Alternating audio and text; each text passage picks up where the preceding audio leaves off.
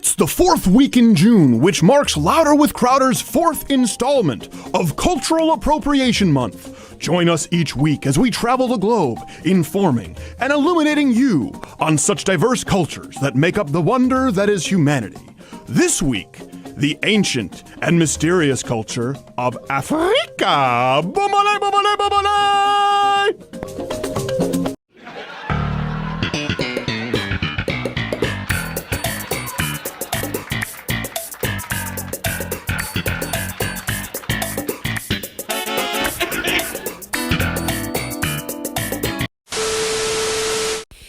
Hello Internet, my name is Zemos HD. Welcome. Today we're going to be talking about Steven Crowder again. Now, I do have to note, I'm not going to speed it up this time, but that's mostly because he doesn't tell too many jokes, but I will be speeding up those jokes because he's just really unfunny. I'm pretty sure the people that are sitting around him, his editors, that rich Asian lawyer guy or whatever his name is, I'm pretty sure he just pays them to sit around and listen to his jokes all day. God bless their fucking souls. Well, let's get into the video, shall we? A clip here. This is the claim you've been hearing everywhere that, of course, COVID-19 now is disproportionately affecting Black Americans because racism. It's completely unacceptable to say that because, African Americans, Latinos have all of these underlying issues, that then there's nothing that could be done now. I worked in the medical field at the beginning of the AIDS crisis. I remember this. I've seen this before. Obviously, this is different because it's much more widespread, but you need to pay attention to populations. Someone get Oprah on the phone. Okay, real quick, something that fucking infuriates me. Why do they talk over the clips? Just let the clip play. Have you ever heard of the goddamn pause button? Jesus Christ. The only thing we know 2 and is 3 heterosexual couples will have AIDS by 1994. We need the CDC to, number one, collect the information, but also to disseminate it. We need to make sure that African Americans, when they go to the hospital, they get early treatment. I can just absolutely guess that what is happening is people are... She meant to say preferential, yeah. No, she said early treatment, considering the fact that Black people are more likely to have underlying conditions like diabetes, asthma, high blood pressure, things that make you more susceptible to the virus. I'd imagine that more early treatment to catch it in its midst and, before it gets too worse, probably would be better than, just waiting. That's what I heard. They get really sick at home, and then by the time Does anyone they go feel back, like the lady in red kind of looks like an African American Tulsi Gabbard? Of dying. Except she's not African American. Definitely not. What is she? I'd have no idea. We don't tolerate racism on the show.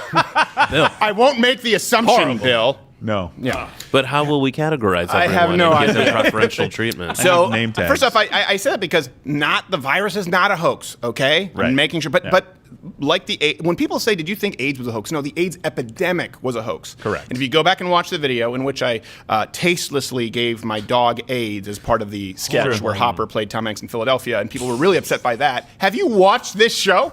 Oprah said something to the effect, I don't have the number in front of me, but it's in that video, like 2 out of 3, or if it's 1 out of 3 heterosexual couples will have AIDS by 1993. Yeah. She was so sold on it that she made antiviral treatments a part of her Oprah's favorite things list.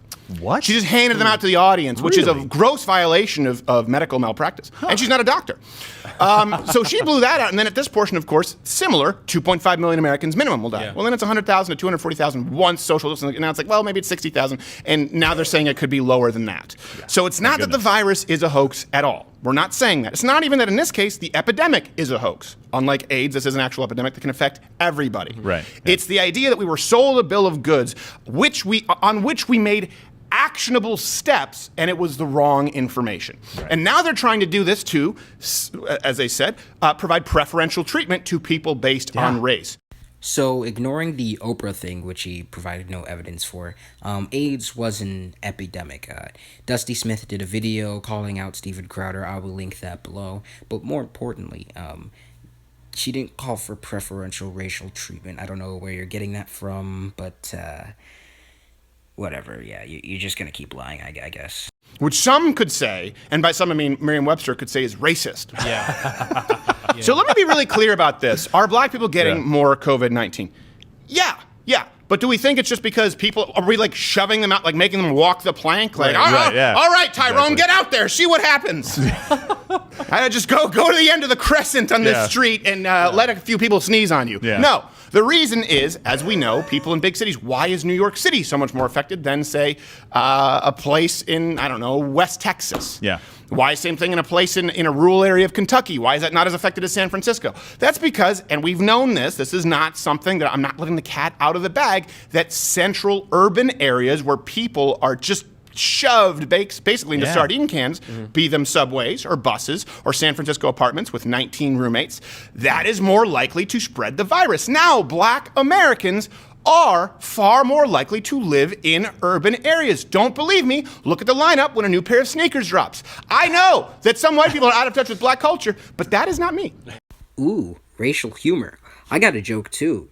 I know a lot about white culture. I'm gonna meet some of my white friends at the local Goat Fuckers Anonymous meeting.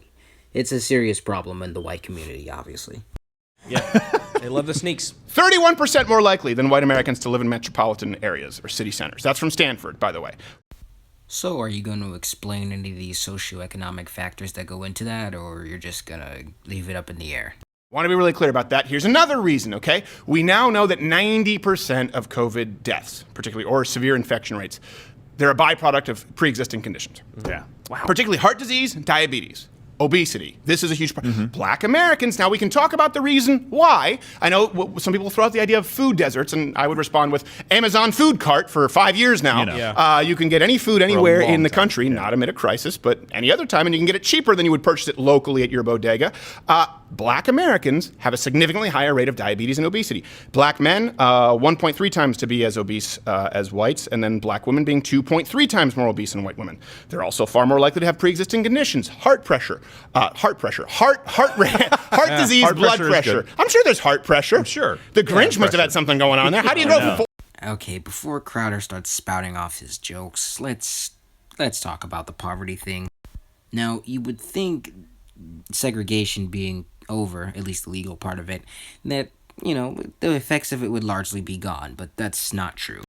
It's a pretty well-known historical fact that segregated neighborhoods still exist today and have large economic consequences for the people living there, who are, by the way, mostly black.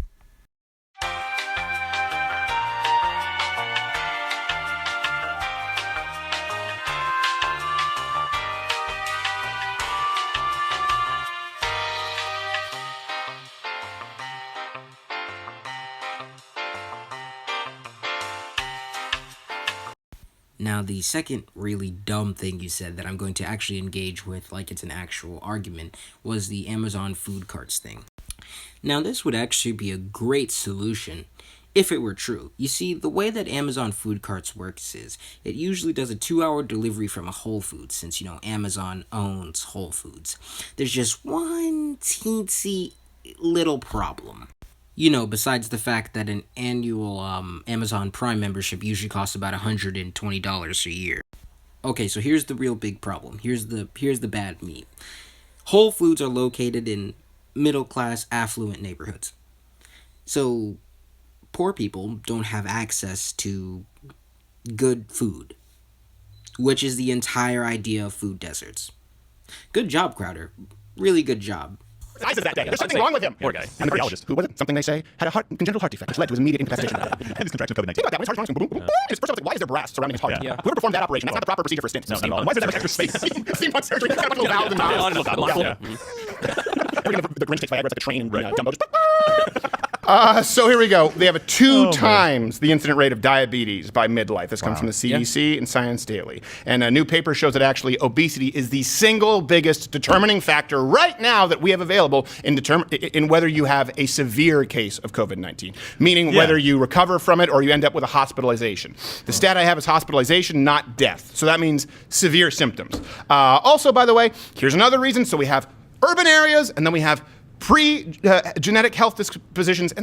Pre-genetic health dispositions? You haven't proven that black people are genetically born with worse health outcomes. In fact, most people attribute it to poverty, which of course I've provided data for in the description.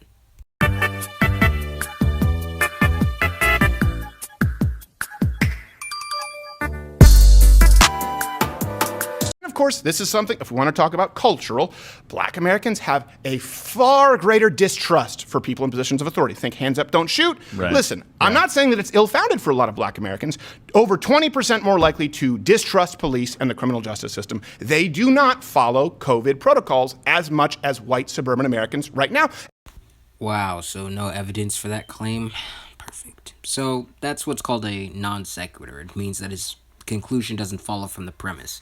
Just because black people are distrusting of authority does not mean that they're less likely to follow quarantine law. I don't blame them. Listen, people have been championing this cause that there is systemic oppression and discrimination where they don't feel represented by their local government, including places like Chicago, even though their mayor is catfishized and also black. Baltimore, the entire city council, right, was black. The lady in charge of it was black. You can pick your city. They don't trust them. So when you say, all right, listen, everybody stay home. Hey, you stay home! Yeah, they do a block party. Bitch, I got stuff to do. And now we have racist cringe comedy straight from Tyler Perry's Medea. Wonderful. That's what happens. Yeah. This is a reality right now.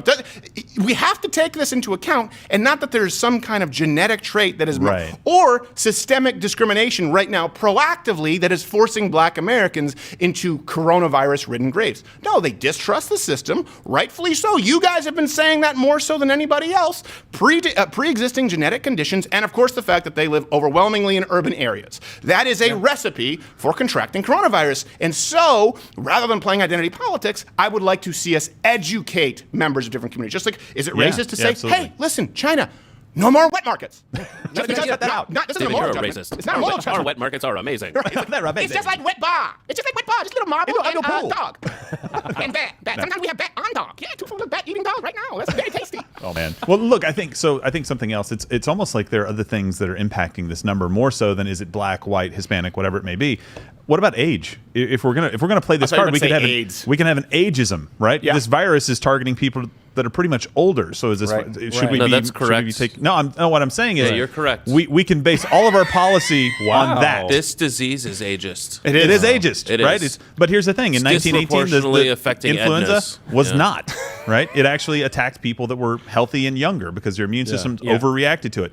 The point is that it would be a much better study to look at income level and say, oh, if you're a low-income worker, you're probably not able to not have a job right now. Right. You've got to go out and work, which means you're much more likely to be exposed. Right. That's not our fault. Right. That's not systemic racism. Who's the our here? Well, Gerald? meaning everybody's, the society's fault. Yeah. It could be a white What's person going on that here? can't do it. It could be a Frasers, black people who look person, a like Hispanic Frasier? person. There's plenty of people. My dad's construction You need to company. They're pick up still that working. hood under your desk. Firstly, ageism is not comparable to racism in the sense of historical timeline. Secondly, we have kind of crafted policy around, people's ages, which is typically why we let older people in stores first now. Why did you put it there again? No, that's a I very told good, you. So no, Gerald, I won't join. Gerald, you actually have a really good point. So there was a graph that came I out do? a couple days ago. Yes, I know, shocking. That showed that if you, depending on where you fell in an income bracket, you had maybe 3 to 7 days earlier to start sheltering in place because of the type of job you have without an income impact. especially if you're a tornado chaser. Yeah, exactly. I mean, you just It's hard. You're ready. It's hard out there for the tornado chasers. They just had some really bad ones yesterday, so I don't want to laugh. But it's an important distinction because ultimately the news stories you hear about saying, oh well, it's disproportionately affecting one race versus the other, again ignores the other socioeconomic factors that divide us. Right. That lead to more, right? The obesity, the income, those other factors, but those just aren't as sexy. Those aren't going to foment. Well, they bring them up. Voters. If ever they bring them up through the prism of race. Like, yes, Right. okay, it is true that black people have higher obesity rates. Now, that's not because of systemic discrimination at this point. I'm sorry, I was dirt poor living out of my car. Exactly, I lived on $2.50 on a luxurious day, $4.50 because I would get a Baja Fresh burrito. I've talked about this before. You can eat healthily. Now there are different, just like culturally. I don't know what you're raised with, frankly. I don't know if it's just like, I just assume there's no flavor whatsoever, like peas and carrots with like pot roast. That's it. We all eat different things. That is a cultural divide. Look, I've been obese since my parents were both unemployed when I was young, and even today. So clearly, it is nothing. I'm to do pretty with sure we're race. all obese. And I'm Asian. I'm We're obese like according to the predisposed chart. to not be obese, and yet I am right. defying the statistics. Bucking the curb. Okay, There you go, man. You can't be extraordinary You're the without outlier. being extra. I just kind of like how now Crowder wants to talk about the socioeconomics, because he almost never does in any of any political videos he's ever done. It's only to divert from racism. Very interesting take, you know. These sort of class reductionist arguments actually make no sense considering the fact that poverty is so heavily correlated with race. But no, there is explicit discrimination against black people. And I can show you that right now.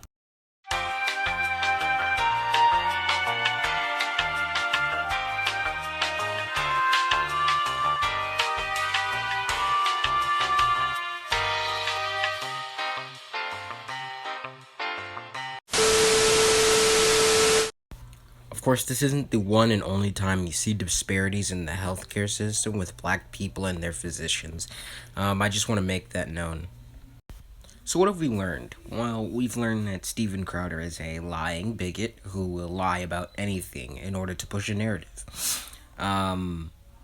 So pretty much nothing new. He's unfunny. He's very untalented. He will push straight up propaganda. Yeah, pretty much. But hey, you know, at least I didn't have to speed up the entire video this time.